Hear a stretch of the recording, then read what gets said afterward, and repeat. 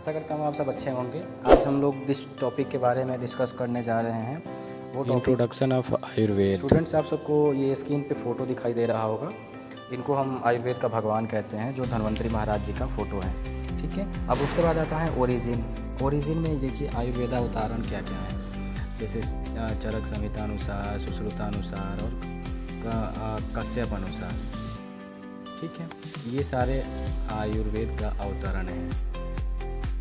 Under control, किसके under में ये कंट्रोल होता है, मतलब परमिशन कौन देता है कॉलेजेस वगैरह का, तो इसको हम NCISM जो चीज़ें हैं वो NCISM न्यू दिल्ली से ये पूरा कंट्रोल होता है, जिसका फुल फॉर्म आप देख सकते हैं स्क्रीन पे आपको दिख रहा है क्या होता है। ठीक है, इसके बाद हम देखते हैं आयुर्वेद में आयुष का क्या रोल होता है। आयुष दोस्तों, ये आयुष जो है स्टूडेंट्स, ये पूरा काउंसलिंग कंट्रोल देखता है, जिसका फुल फॉर्म आपको आयुर्वेद, योगा, नेचुरोपैथी, यूनानी, सिद्धा और होम्योपैथी होता है।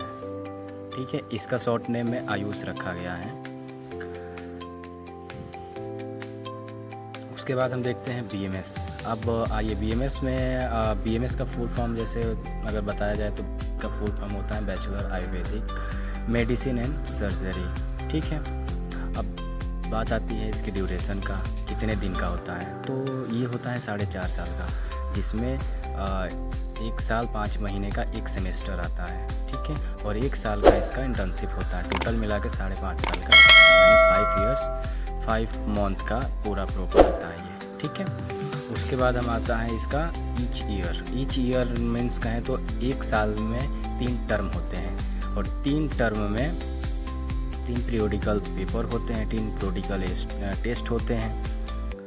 ठीक है, first periodical test, second periodical test और थर्ड पीरियोडिकल टेस्ट।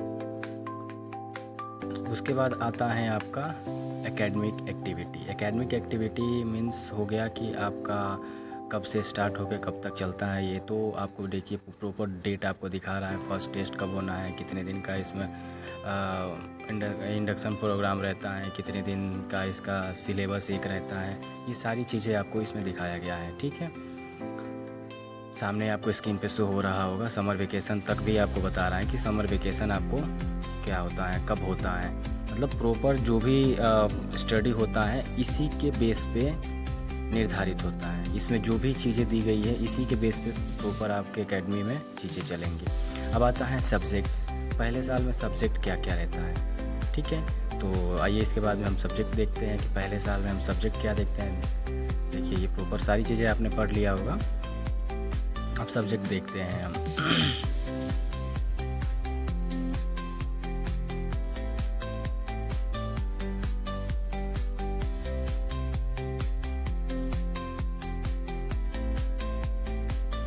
सब्जेक्ट में आता है संस्कृत, जिससे सब बच्चे सबसे ज़्यादा डरते हैं संस्कृत।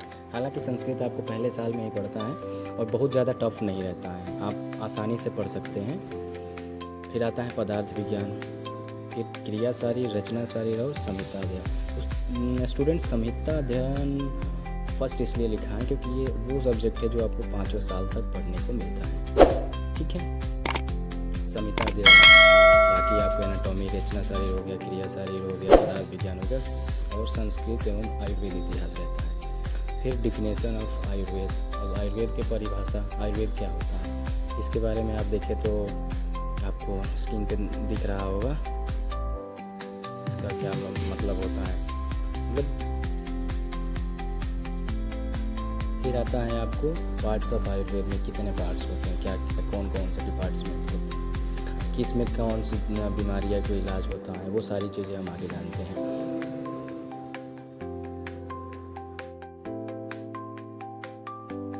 किस डिपार्टमेंट में कौन सी बीमारी होती है और कैसे इलाज होता है उसके बारे में हम जानेंगे हम तो। और ये आचार्य सुश्रुत, इन्हें हम आयुर्वेद का जनक भी कहते हैं, जिन्होंने पूरे आयुर्वेद के बारे में अपना योगदान बहुत अच्छे से दिया है। अब आता है काय चिकित्सा यानी इंटरनल मेडिसिन। देखिए इसके बारे में टोटल आपको चीज़ें दिखाया गया है, यहाँ पे आप पढ़ सकते हैं कि इसका क्या अर्थ होता है, काय चिकित्सा में बीमारियाँ क्या होती है, किससे जुड़ी होती है, और लास्ट में देखिए आपको ये सारी चीज़ें प्रक्रिया भी समझाया गया है कि शरीर के प्रति कोशिका से लेकर पूरा तंत्र हर समय तक प्रक्रिया से गुजर रहा होता है। साथ ही में आपको आयुर्वेद में इसे त्रिदोष और आयुर्विज्ञान में इसे क्या क्या कहा गया है वो सारी चीज़ें आपको दिखाया गया है। एनाबोलिज्म, कैटाबोलिज्म, वो मोटाबोलिज्म का नाम दिया गया है। ठीक है,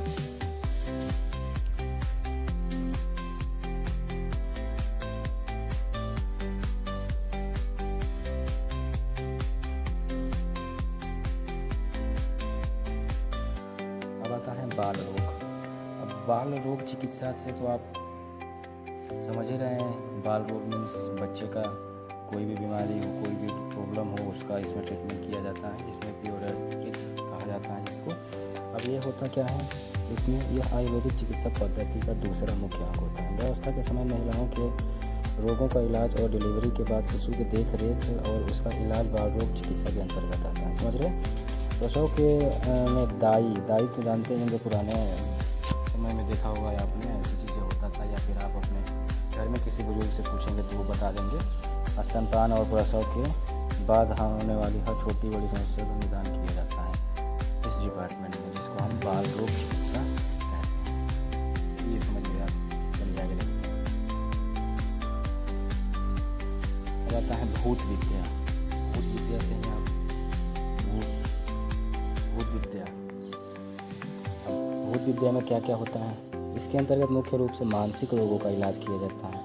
भूत विद्या के अंतर्गत रस्सी से बांधना, मारना और नाक में दवाइयाँ डालने जैसी विधियों का प्रयोग किया जाता है। इसके अलावा आयुर्वेद में बैक्टीरिया और जीवाणुओं के राक्षस, पुष्पिशाच, असुर आदि नामों से पुकारा जाता है। हमारे शरीर में होने वाली कई बीमारियां इन्हीं बैक्टीरिया पर जीवाणुओं के कारण ही होती हैं। भूत विद्या, शरीर के बैक्टीरिया से होने वाले रोगों का इलाज भूत विद्या के अंतर्गत ही आता है। तो बैक्टीरिया के द्वारा जो भी इलाज किए जाते हैं वो भूत विद्या के अंतर्गत आते हैं।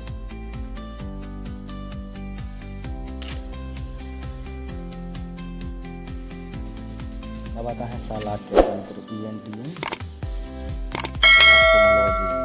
गले और गले के ऊपर मौजूद सभी अंग जैसे मुंह हो गया, नाक हो गया, कान हो गया, आँख आदि से जुड़ी समस्याओं का इलाज शालाक्य तंत्र के अंतर्गत किया जाता है। इसके शालाक्य यानी प्रोक्स की मदद से इलाज किया जाता है, इसलिए इसका नाम शालाक्य पड़ा है।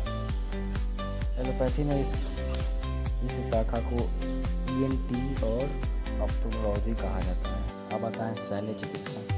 सर्जरी की मदद से किसी रोगी का इलाज करने की पद्धति को आयुर्वेद में शल्य चिकित्सा के नाम से जाना जाता है।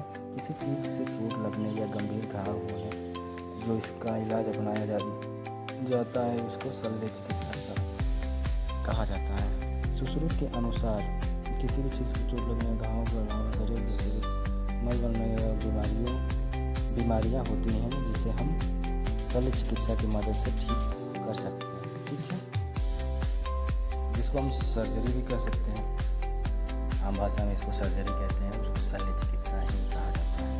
अब आता है हमारा छठा अगध तंत्र। अलग अलग तरह के विषयों की पहचान और उनसे होने वाली समस्या का इलाज अगध तंत्र के अंतर्गत आता है। आयुर्वेद के अनुसार विष कई तरह के होते हैं, जैसे पेड़ पौधे और खनिजों से निकलने वाला विष, दूसरा जीव जंतु जैसे सांप, बिच्छू आदि से विष। अब इसी तरह अलग अलग तरह की दवाइयों और पदार्थों से मिलाकर बनने वाला विष के द्वारा होने वाले इलाज को हम अगध तंत्र कहते हैं। ठीक है, इन सब के कारण जो समस्या होती है उनका इलाज इस पद्धति, मतलब इन सारी चीज़ों से जो समस्या उत्पन्न होती है तो उसका इलाज जो होता है वो अगध तंत्र के अंदर आता है। ठीक है, अगध तंत्र डिपार्टमेंट। अब आता है रसायन तंत्र। अब आप देख सकते हैं रसायन तंत्र का आयुर्वेद में रस और धातुओं के विशेष महत्व बताया गया है। इन रसों और धातुओं की कमी, अधिकता का असंतुलन से शरीर में जो रोग उत्पन्न होते हैं उनका इलाज रसायन तंत्र के अंतर्गत किया जाता है। आमतौर पर आयुर्वेद की इस शाखा में चेहरे पर झुर्रियाँ आना, बाल सफ़ेद होना, गांजापन आदि रोगों का इलाज किया जाता है। ये रसायन तंत्र के द्वारा किया जाता है। Treatment of rejuvenation. अब आता है बाजीकरण। बाजीकरण क्या है? बाजीकरण आयुर्वेद के अनुसार जो चिकित्सा आपकी प्रजनन क्षमता को बढ़ाने में सहायक हो वही बाजीकरण कहलाती है। इसके अंतर्गत शुक्राणुओं की कमी से कमजोरी का इलाज किया। अगले वीडियो में हम जानेंगे स्कूप आफ्टर